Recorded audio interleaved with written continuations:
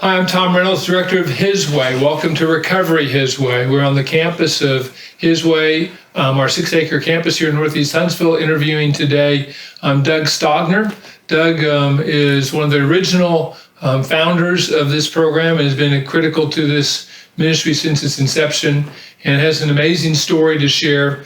And so I want to get right to it and kind of talk to Doug. So Doug, welcome. Thanks, glad to be here.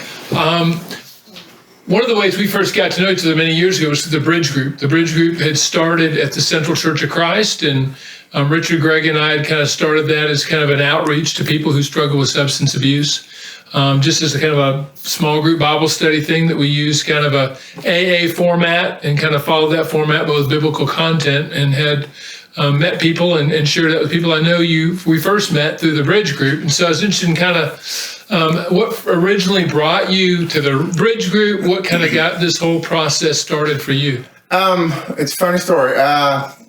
My sister-in-law, if I remember right, Jennifer, my older brother's wife, her sister knew and were friends with Richard Gregg's daughter that went to high school together. And she had told me about a meeting that they were having that was helping guys that were struggling with addiction problems. And I thought, well, okay, I'll go over there and check it out. And that's how I found out. I remember talking to Jennifer and Pat the other day, and I think that's how it went down. And I just remember going to that meeting over there off of Wind Drive or kind of University of Wynn, and it was just a comfortable environment. And it wasn't like an AA meeting, and so I right off the bat liked it and liked the people that were there, and so that's what I remember and how it started. What drove you to say, hey, I need to do that in the first place? Well, at the time, I was going through marriage problems. I was still married. Business was good, but my marriage was taking a toll on me because I had problems and it was creating problems. And so I just wanted to try to do something to save that part of my life, and just thought that was a good starting point. Okay. Did it help? What happened there? It did, if I would have been strong enough to continue, but I wasn't. If I remember, I was in the Bridge Group probably about a year, and at the same time started attending Central, and just couldn't weather the storm, and fell victim to the same thing everybody does. Just started using to deal with the pain, and it just got worse from there. What was your original substance that you were struggling with? Alcohol and cocaine, but when the cocaine addiction really kicked in, it really drove me down hard and fast. Okay. I know you were, of course, you were the original visionary and motivator behind starting a residential recovery program here in Huntsville called His Way. It's originally called The Way. Yeah. And so I was interested in kind of, what led you to that? I know there was a number of years in between the Bridge Group and that starting, but what kind of led you to that? What motivated that for you to kind of say, hey, I want to do this? Well, I'm always honored when y'all say that I am one of the founders here, because it's grown to be such a fantastic ministry here that I'm proud to be honored with that title. Clyde Jones obviously was a bigger part of that, and obviously everything that's gone on since with you and Bill and Stuart and everybody has really made it what it is. But at the time, I went to a place called The Bridge in Double Springs, Alabama, and it was similar in that it was a long-term recovery for guys that they would help find jobs, but that was about the only similarity. And while I was there, I just thought this is something that I could do, but I felt like I could do better than what they were doing there, because I just felt that while I was there, and I kind of had this entrepreneurial ideal in my head that I could make it work, and it could be something I could do for a long period of time. And so when we came back here, actually 5 guys that were there and 2 guys that weren't followed me from Double Springs, and I got a little house up on Winchester Road, and Clyde and you and some other guys started coming and teaching Bible studies, and the next thing you know, Clyde comes up with the house at 582, and the rest is history. Okay. What did you, I know you mentioned a little bit, but what were you kind of envisioning that program to be? You mentioned better than just, residential program jobs, but what were you kind of envisioning that to be? My vision from the beginning, now, funny, I always envisioned a community center type organization because I thought the community would benefit from something like this. I always thought this was a community problem, and that the way to really go about fixing it was to somehow involve the community. And I have always felt a little political that I could get the community involved in something like this. And so it's still my vision to be a spokesman for this place and get this community really involved, and they are, but more so we can really blossom and do the things and not be, stressed so much about how do we pay for this or take care of that. And even though this place has grown considerably and we are running a really tight-knit group here, I always thought it would be something I would be good at to help this place. I know, we originally started working on this together when I came out here. Yeah. Tragically, of course, you relapsed after about a year or so of this program going. And so I wanted you to share maybe a little bit about what happened there, what triggered you, kind of getting this started for a year and then having that happen, and where did that kind of take you? Well, not a place I want to go back to. That year was hard. I was trying to, as you know, how hard it is to start one of these programs that you just about have to do everything from talking with guys to cutting the grass to figuring out how to provide meals. Doing all that and trying to deal with a broken house of my own. I was going through a divorce that it finally ended in divorce. That really was the catalyst that really ended it for me. And I really just went off the deep end when that happened. And I look back at some of the times that we had, me and you, and the things that I talked about that you took on and kept and building on. It really, when I came back and I saw the things that you had done and Clive had done to help, there were things that we talked about, in particular the things that I had talked about that I wanted to do. And so I've always been felt so endeared to you for doing that, because I felt like that it was you carrying that dream that I felt like I presented to you. And so, man, when I got here, I just felt like, wow, this was a lot better dream than I anticipated, but it still had elements of it. And so that was kind of neat. I know we, over the period of time after you left till the time you came back was about 9 years. And during that time, you and I would intersect periodically, a phone call or something. We'd get together, and I remember go to Burger King and have a burger and talk or whatever. Arby's. Right, Arby's. And then it came about that you called me from the jail you were getting out of over in Florence, and asked about coming here. And I think we discussed at that point. What brought that about? I know, it's like 9 years of, jail and programs and jobs and sobriety and not sobriety and all those kind of things over this long period of time. 9 years, you're sitting in jail and you say, hey, I'm going to call Tom. I want to see about possibly coming to his way. What kind of drove that? It's hard to say, because several times I always wanted to call and come see everybody here, but pride kept me from doing a lot of things. I really ostracized myself from my family, my hometown, my friends, y'all, and I'll be honest with you, I was real. My anxiety level was high on that trip back. It just was. I remember specifically, though, how kind you were, and, we hugged right off the bat, and I probably talked all the way home. I don't think you said a word.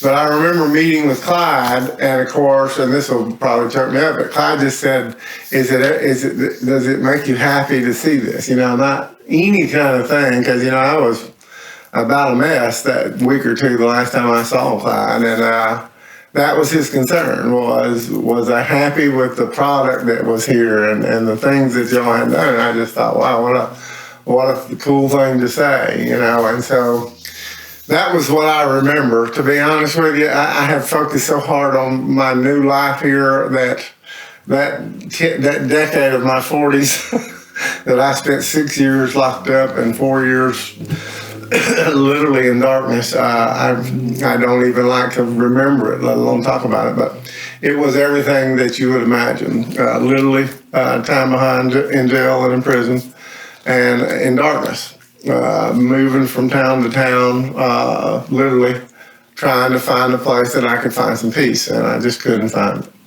And so even though that was a dark place that day, I just remember feeling when I got here, I thought, well, this is about as comfortable as I've been. And I remember the guys laugh about this, but that first week I was here, I would just wander the grounds, remember, and look at it. And I was thinking to myself what it looked like before I was here and the changes that have been made. And so just happy to be here. After that long period of absence, what made you feel, is there anything particular that made you feel like this was the right time to come back? It was time to make that call. It was time to look at doing that. Was there anything particular? Because obviously it's been a long time. Yeah. There wasn't really. I was just happy to be here and doing things. I tell you, the first thing I did for the longest time was work on the grass and cut the yard and help out where I could, and just feel like I was contributing something to this place. And so it didn't matter what it was. I just felt like it was a good place for me to be. And I was so comfortable here doing the things that anybody asked me to do that it was just a peace I hadn't felt in a while. I wish I could explain it better than that. But well, one of the things, that had always concerned me about you coming back was you'd helped start this thing in the first place, and there are a lot of memories attached to it, and how you'd be able to process all of that, both because, on one hand, we still had a lot of the furniture that you brought here from your divorce that you'd put over in the house, so you had that attachment. Obviously, you had started this in the first place, and now you were coming back as a resident. You weren't coming back as the founder. You weren't coming back as the motivator. You weren't coming back as the visionary. You were coming back as a red band resident kind of thing. I guess I was wondering, how was that process? I was, for a long time, I was concerned about you coming back for that reason, because it would be hard, I think, to absorb that and to face the humility of that and those kind of things in some ways. So how did you work through that? How did you handle all the way from coming in to, going through the whole program and obviously continuing today to be a part of it?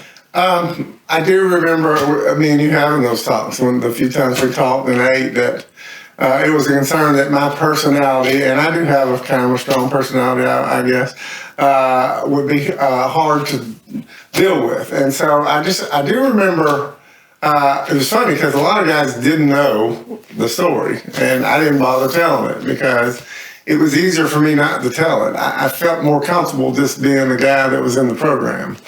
And it was probably a good 6 months before anybody really realized it, because I think you and maybe Daryl might have made it public, but I never did. And it became a really good comfort zone for me to be here and just be one of the guys. I guess now more people know because we've made it of public knowledge, but one of the things I tell these guys is the best time I had here was the first 6 months I was here.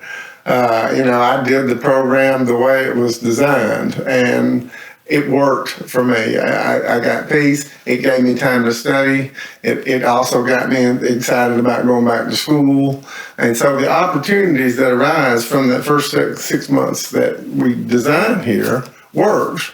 And I'm a testament to it, I think. And so I'm happy that I was given good counsel by my old friend Tom to remain humble. Clyde always says, of my many virtues, humility is not one of them. How long have you been here now? November 16th. 2016. I think I came right around 1st of November 2016. Okay. And it seems like this was yesterday. A lot of the guys asked me that same question, and I don't even think about it. I just, of course, I can go and live somewhere else, but I really like being here. And it's just, and I've asked you several times, and you tell me, the presence of an older person that's been through the program here is good for stability here. It keeps guys feeling like there's a blanket of protection, and that's good.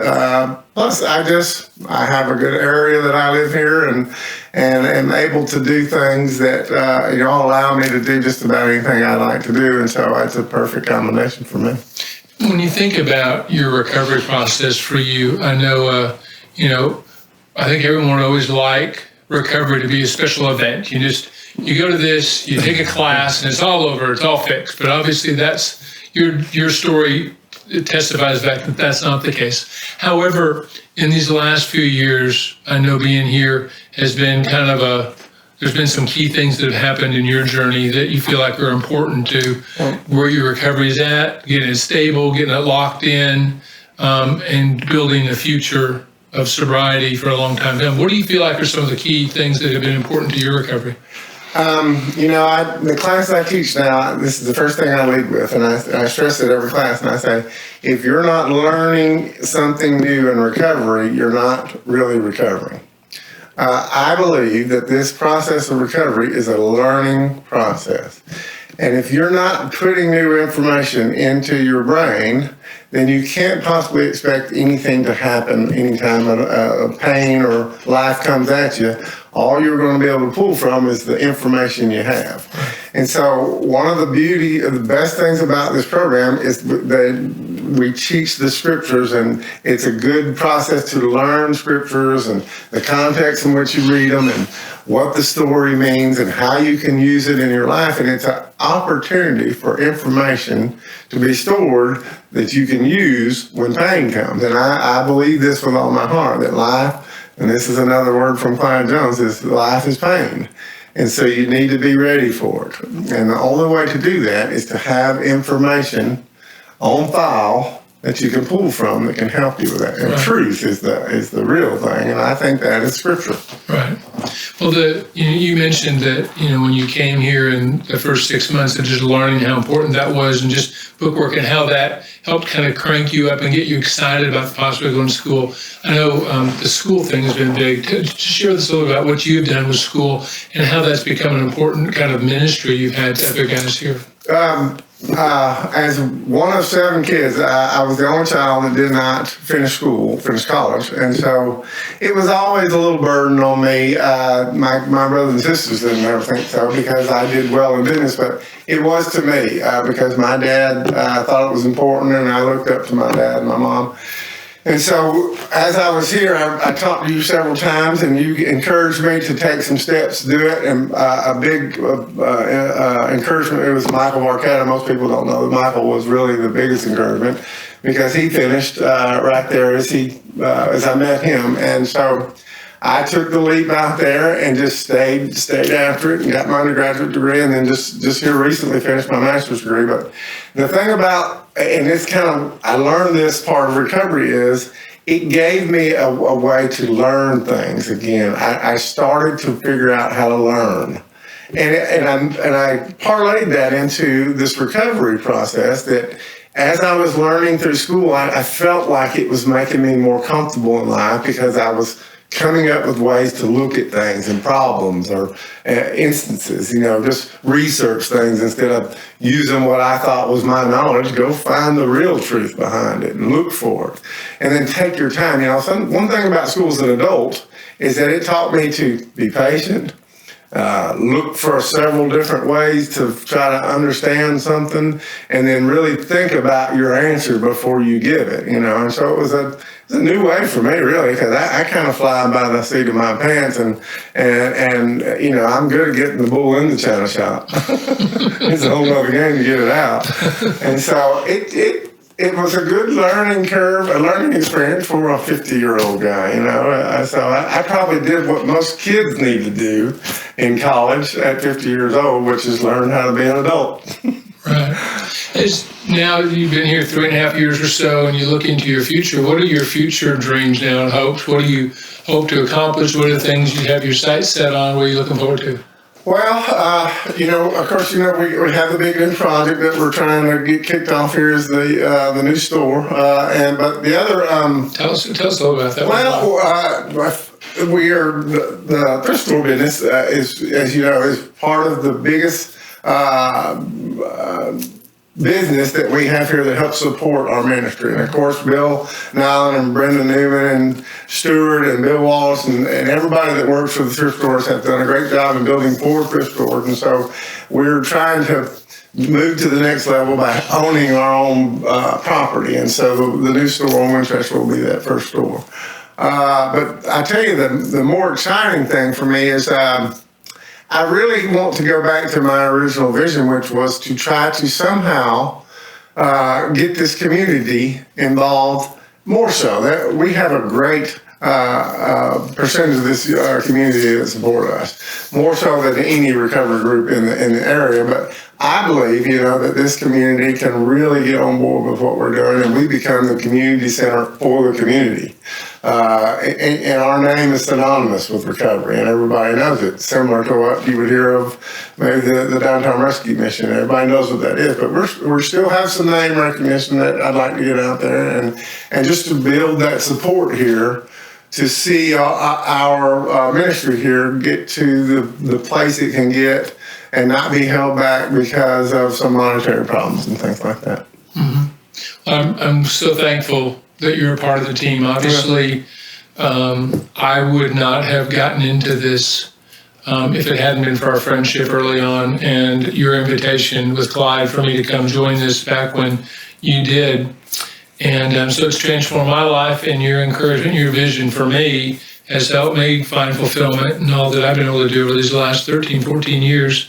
And it's just been a beautiful story of redemption to me, how we started together, we parted for 10 years, and we've come back together to once again join that vision. It just reminds me how important it is. So many times when we have failure in our lives, we think that's the final chapter of our life. And the only thing that makes it failure is if we let it be the last chapter. It can be a chapter, but we got great chapters right ahead. And I'm looking forward to those chapters, and I believe the chapters we have before us are going to be better than any that we've already written. I'm glad we get to do that together. Doug, thank you for joining us today. And thank you for being interested in His Way. If you have more information you'd like to know about, you can certainly check out our website at hiswayinc.org. Thank you.